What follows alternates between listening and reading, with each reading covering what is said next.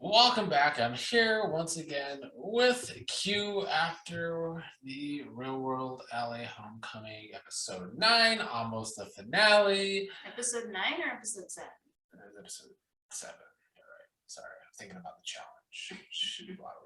We'll be recording soon too. Anyway, what are your initial thoughts on this episode? Ugh, very annoyed. Very annoyed with how things unraveled. But I think I actually made some very accurate predictions about how things would indeed unfold. So, True. I don't know where to start, honestly.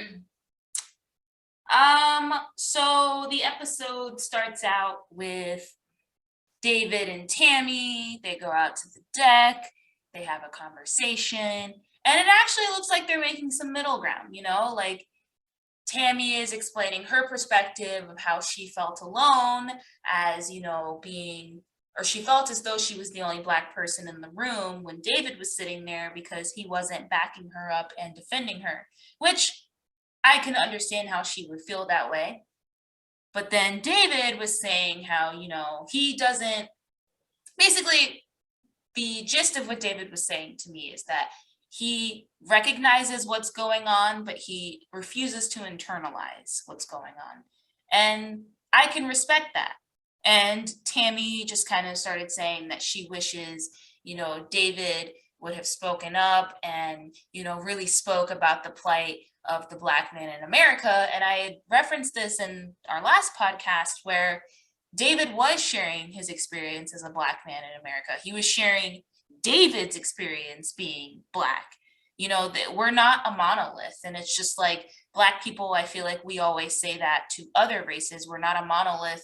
Yes, there are things that unite us as Black people, let's not get that twisted. But it's like, not all Black people have the same experience. So I feel as though Tammy's request that David speak up for the Black male experience is a little unrealistic because it's like you want him to speak up and shed light on a narrative that he doesn't identify with or that he doesn't believe to be true for himself. And I think that that's valid and that's fair, Yeah, for sure.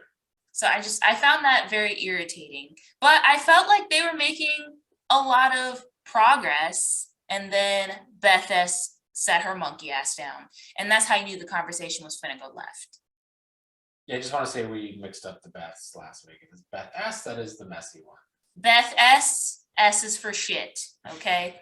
S is for shitter because anytime she sits her ass down, the conversation finna go right in the shitter because she's about to instigate some shit.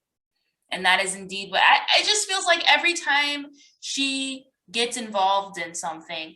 First of all, she puts David on the defense because he already doesn't fuck with her. His daughter already doesn't fuck with her. So I think that Beth S just being there already put him on edge. And I think that really impeded upon any real further progress that he and Tammy could have had in that moment, Yeah, I agree. I agree with that, but I feel like he also feels that everybody's just going to agree with everything Tammy says. Oh, 100%. And I think I side with him on that. This is my opinion. We are all entitled to our opinions and, what we see on this show, but It's going to be unpopular with Stan. I watched Basketball Wives. I think Tammy's hilarious. If Tammy got a spinoff, I would watch that shit. I think she did have her own show after Basketball Wives. That could be her. I watch Bonnet Chronicles. Tammy is great. I support her, but I don't agree with all of her positions. And like there have been several comments made in the show where it's like, oh, we should really be, in this moment listening to Tammy's perspective as a Black woman. Yes, for sure. When she's speaking on like Black subjects, yes, you should listen to the person that has that lived experience. However, it is a conversation, not a podcast. So like that's what really irritated me in the last episode with Tammy was that I felt as though it was the go along, get along crew where it's like you either shared Tammy's perspective and you fell in line with what she wanted you to say, or you were wrong. And I agree that I felt that she was kind of being toxic, in that moment, as David said, where it was like, I felt like she was setting people up for failure. Like she asked John, she was like, John, well, how do you feel as a conservative? Don't do that. Don't do that. Because you already know that the conversation's gonna go left. You know, you didn't set this man up. Now he done called them the little black colored boys. And it's like, Lord, don't do that. You know what I'm saying? So I felt as though he was right, that it's very much Tammy's perspective only. And like, I do feel as though like Black women's voices are constantly muted and Black women are never given a platform, but also on this show that's supposed to be about a reconciliation between roommates, it's supposed to be a conversation, not just let's all pander to Tammy and her feelings because she's the Black woman. You see what I'm saying? Yeah, I agree. I feel like on social media lately, because I had this discussions during Big Brother over the summer, that I feel like on social media anyway, it's cool to always want to listen to the Black women on these shows.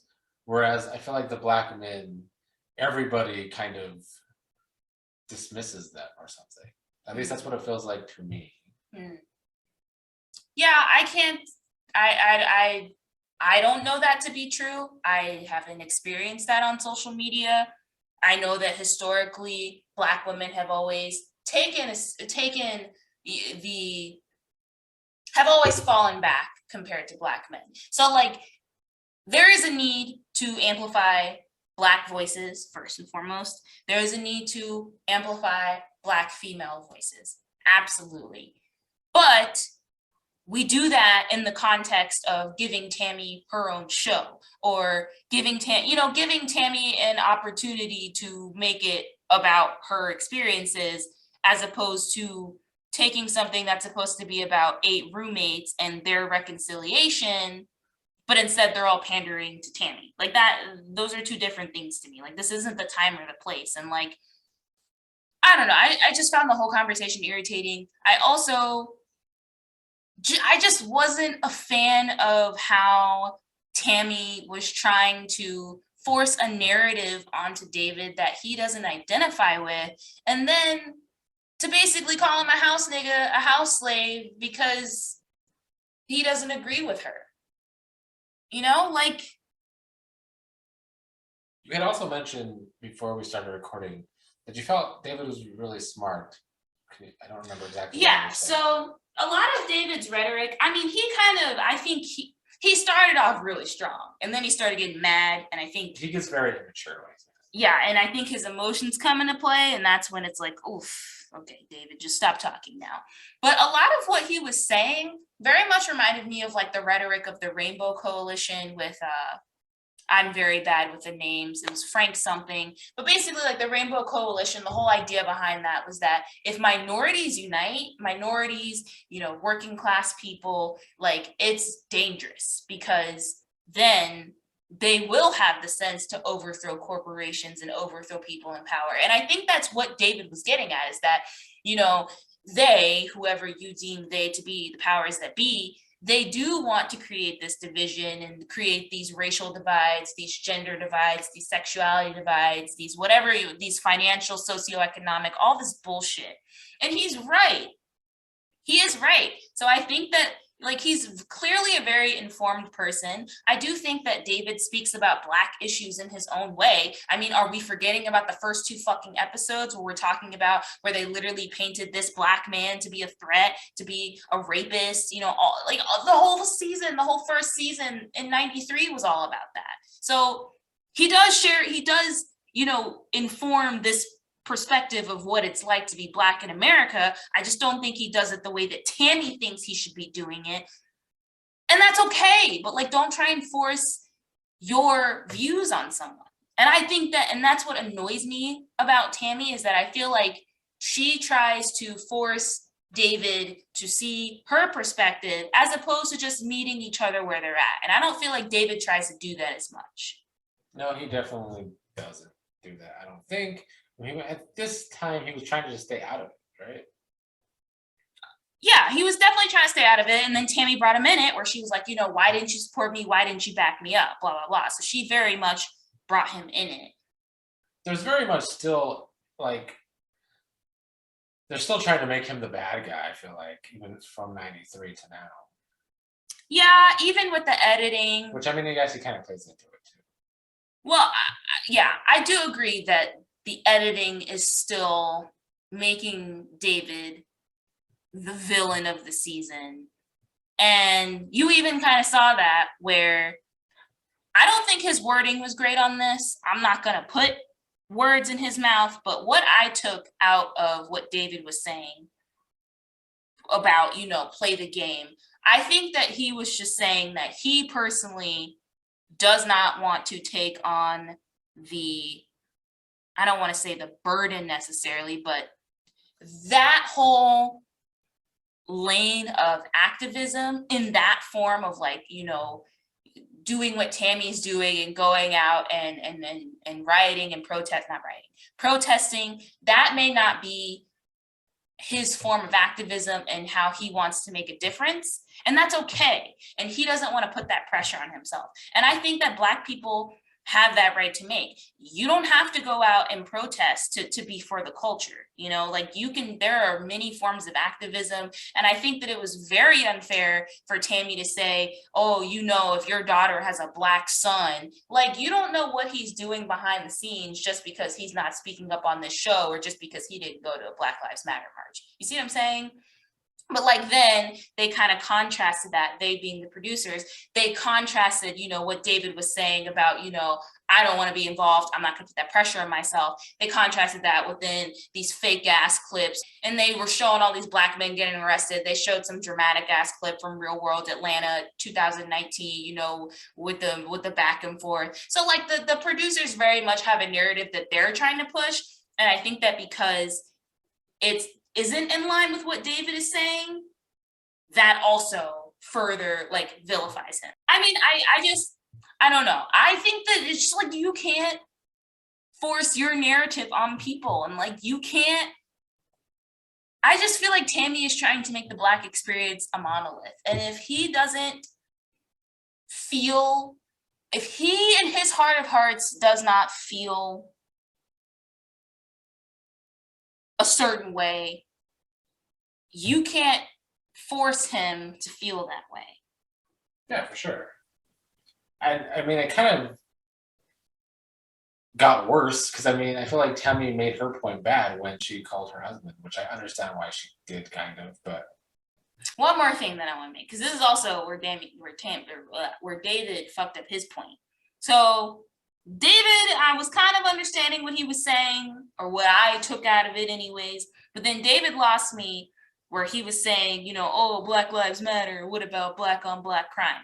And that's a common retort for, conservatives against the Black Lives Matter movement, as well as just like other Black people who may or may not also be conservative against like the Black Lives Matter movement.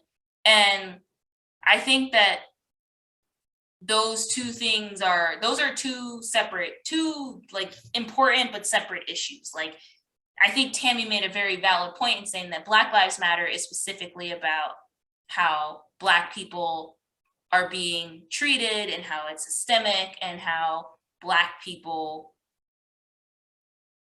are coming together to say that our lives matter and that this sort of treatment is unacceptable. I also think that Black on Black crime is an issue, as is white on white crime, as is Hispanic on Hispanic crime, but one does not negate the other. So that's kind of where David kind of lost me, and it kind of felt a little Candace Owens-y, and I was like, this is kind of gross. But other than that, I was kind of with him in that Tammy was being unreasonable. But then, yes, Tammy fucked up her damn argument when she called her husband. Yeah, I mean, he came in very hot, I guess you could say. He definitely came in hot. He came in rambunctious, looking for scrawny old David.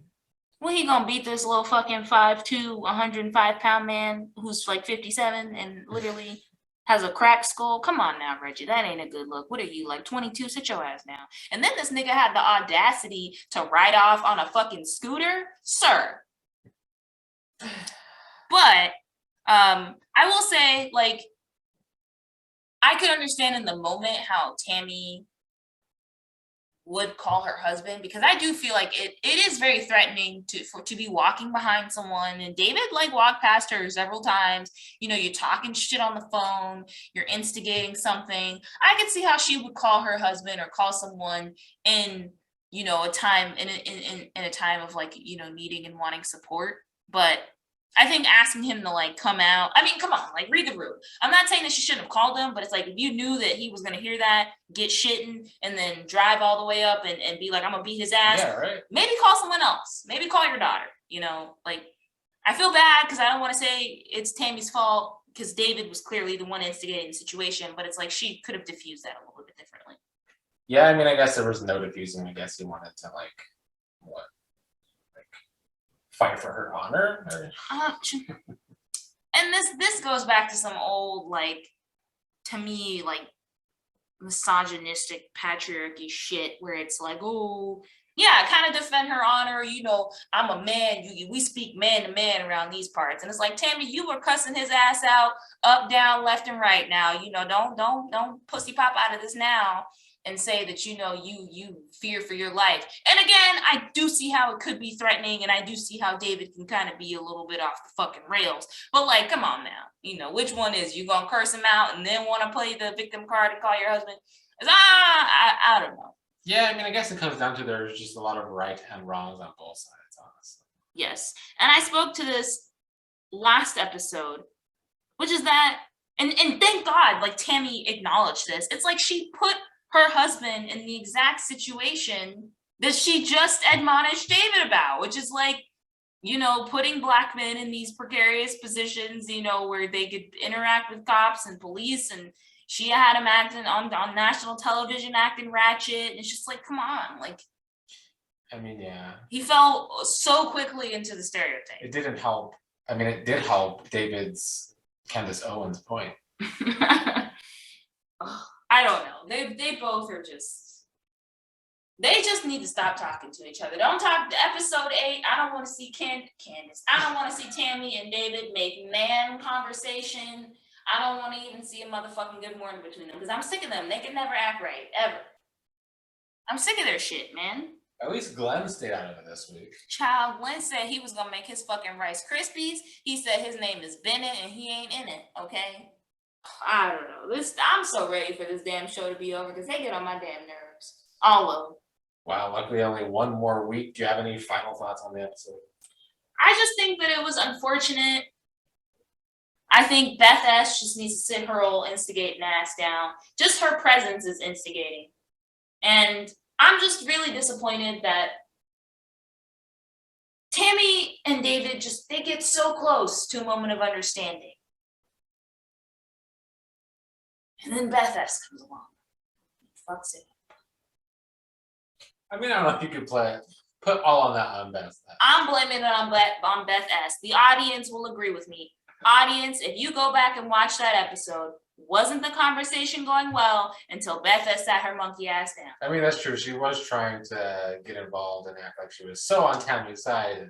Right, and then when they were in the kitchen and David sitting there calling. Now that's also where David lost me too, because a lot of that started to fall into like Black female misogyny, where he was talking about her being bald headed and shit, and how his daughter got good hair. So I'm gonna need you to have a tall glass to shut the fuck up. Okay, people can wear their hair however they want. Just because Tammy wears a wig, that doesn't mean that she doesn't have hair. And also, who fucking cares? It's hair. It's hair. Like, right. what are we doing? Like, so that kind of fell into some Black female misogyny, and I was like, you might want to quit while you're ahead of yourself. But Beth S., I'm gonna need her to sit this out, okay? Because there were some moments where she was trying to tag in, and it's like, you go sit your white ass down. We don't want to hear from you today, ma'am. That's why I'm quiet. we don't need it today, Beth S. We don't need it. All right. Well, I guess that is all for this week's dramatic, per usual, Real World Homecoming LA.